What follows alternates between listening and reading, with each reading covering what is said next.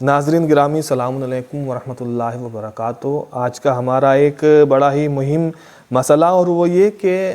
وضو کرنے کے بعد، یعنی ہم نے نماز کے لیے وضو کیا ہے تو کیا وضو کرنے کے بعد ہم اپنے چہرے کو اور اپنے ہاتھوں کو تولیے سے یا کسی بھی چیز سے، کپڑے سے خشک کر سکتے ہیں یا خشک نہیں کر سکتے؟ تو یاد رکھیں کہ اگر کسی انسان سے وہ پانی برداشت نہیں ہو رہا ہے، یعنی موسم بہت سرد والا ہے، ٹھنڈا موسم ہے، ہوا بہت ٹھنڈی ہے، سردی کا موسم ہے اور ہم سے برداشت پانی نہیں ہو رہا ہے، تو اس حال میں ہم اپنے چہرے کو اور اپنے ہاتھوں کو تولیے سے، کپڑے سے خشک کر سکتے ہیں۔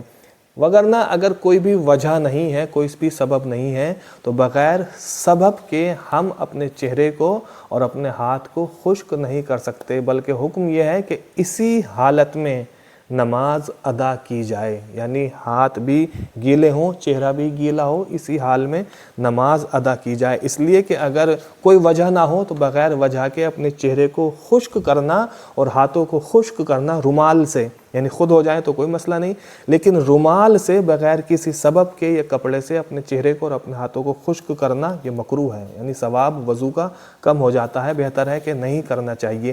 اسی طرح ایک دوسری حدیث ہے، ایک دوسرا حکم ہے کہ جب انسان کھانا تناول کرے تو کھانے سے پہلے ہاتھوں کو دھوئے،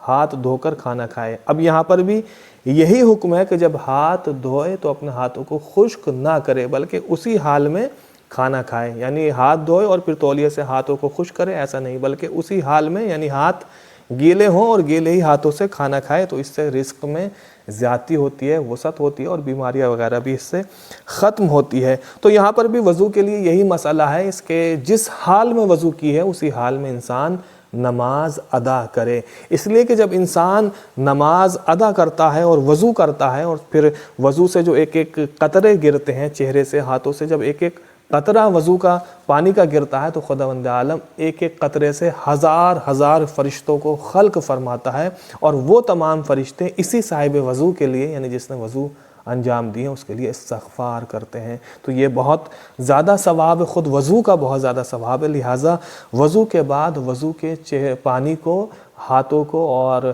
چہرے کو خشک کرنا یہ مکروہ ہے، لہٰذا یہ کوئی وجہ نہ ہو تو خشک نہیں کرنا چاہیے۔ وآخر دعوانا الحمد للہ رب العالمین۔